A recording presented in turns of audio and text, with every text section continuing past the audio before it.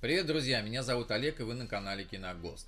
«Рокки» 1976 года – американская спортивная драма с Сильвестром Сталлоне в роли боксера Рокки Бальбоа. Фильм удостоился положительных отзывов зрителей и критиков, а также завоевал 3 премии «Оскар» и премию «Золотой глобус», принеся широкую известность исполнителю главной роли Сильвестру Сталлоне.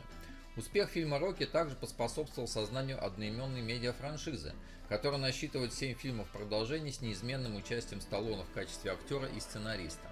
В 2006 году фильм «Рокки» вошел в Национальный реестр фильмов, имеющих культурное, историческое или эстетическое значение. Сталлоне написал сценарий «Рокки» за 3,5 дня, после того, как посмотрел боксерский поединок между Мохаммедом Али и никому неизвестным Чаком Уэпнером. Правда, в отличие от Рокки, Уэпнер не смог продолжать бой, так как в 15-м раунде был объявлен технический нокаут. Кто такой Рокки Бальбоа?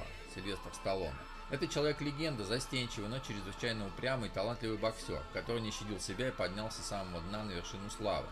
Своим обаянием он завоевывает сердца миллионов, а кровавыми поединками шокирует даже профессионалов. Он изматывает себя изнурительными тренировками и мечтает о поясе чемпиона мира. Как бультерьер он набрасывается на своих противников, какими бы опасными они ни были. Ему наплевать, что его лицо превращается в кровавое месиво, он всегда идет до самого конца, и кажется, что он скорее умрет, чем покажет свою слабость. На съемках «Рокки» Сильвестр Сталлоне по-настоящему молотил кулаками по замороженному мясу. В итоге костяшки его пальцев стали практически плоскими, и такими же и остались. На главную роль рассматривались Роберт Редфорд, Райан О'Нил, Бёрт Рейнсел или Джеймс Каан. Позже Сталлоне говорил о том, что никогда не простил бы себя, если бы фильм «Рокки» стал успешным с кем-то другим в главной роли.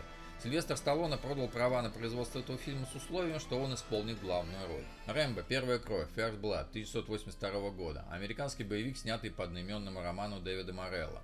Первый фильм, в котором появляется Джон Рэмбо, ветеран Вьетнамской войны. Рэмбо – название сорта яблок. Именно сорт яблок, по словам автора оригинальной книги, дал фамилию главному герою.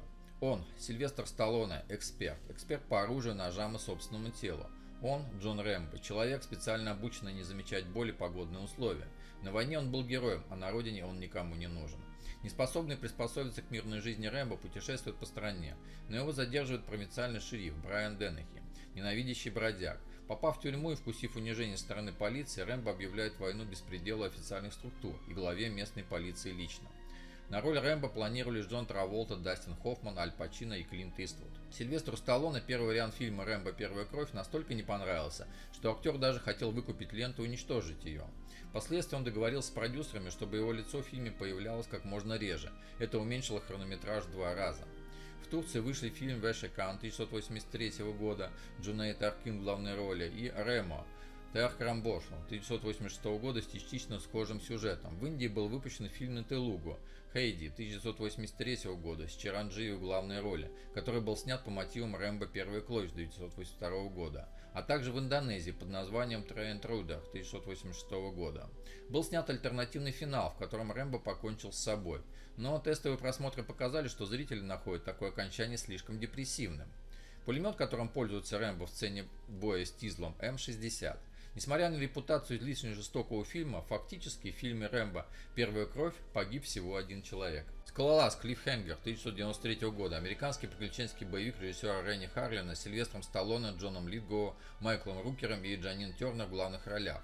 Сюжет рассказывает об альпинисте-спасателе Гэби Уокере, Сильвестр Сталлоне, также соавтор сценария картины, и его коллеге Джейси Дейхен, Джанин Тернер, который оказывается втянутым в ограбление самолета Министерства финансов США, летящего через скалистые горы. В горах после снежной лавины теряются 5 человек.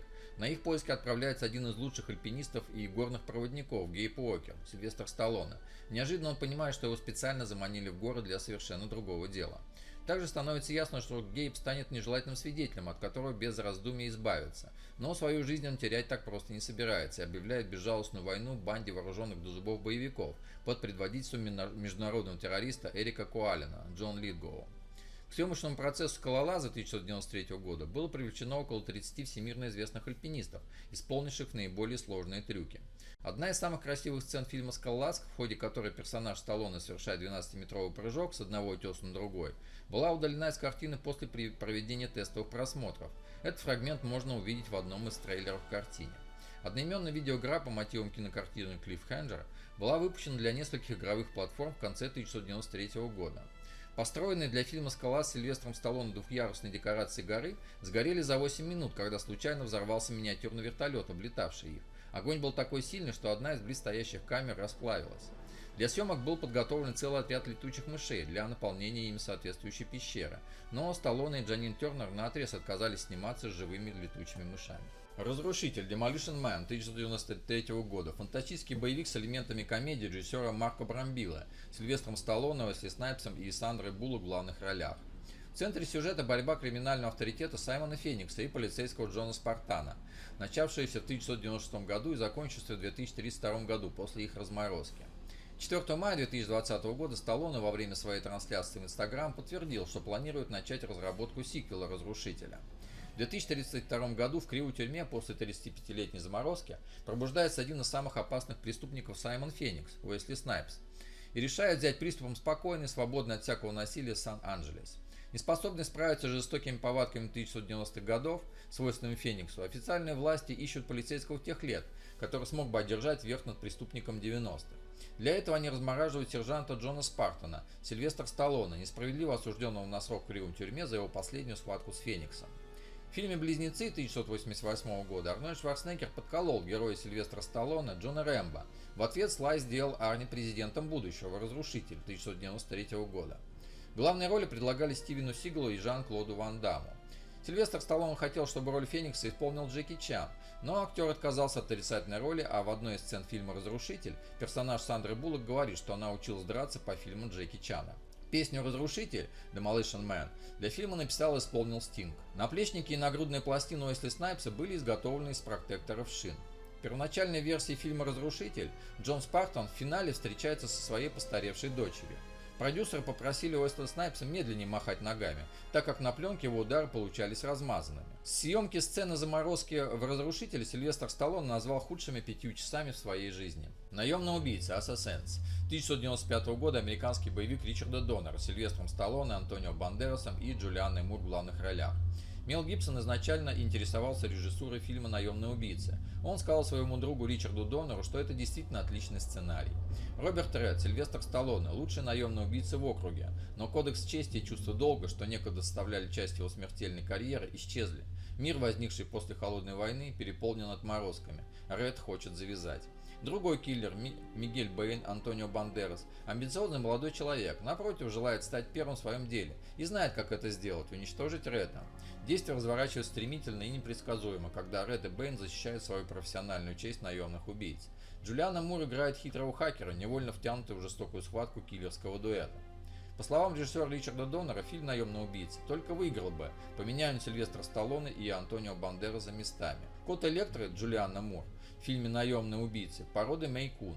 Тот же кот появляется в фильме «Специалист» 1994 года.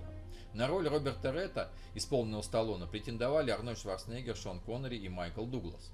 Почти все звуки выстрела в фильме «Наемный убийца» сделаны с эффектом глушителя. Исключение сделано лишь в сцене с телохранителями на кладбище. Здания, использованные в качестве банка и заброшенного отеля, на самом деле совсем не расположены рядом. Они даже находятся не на одной улице в Сан-Хуане, Пуэрто-Рико. Сценарий фильма «Наемный убийца» написали тогда еще братья Вачовски, а доделал его Брайан Хелгенер. «Секреты Лос-Анджелеса. Расплата».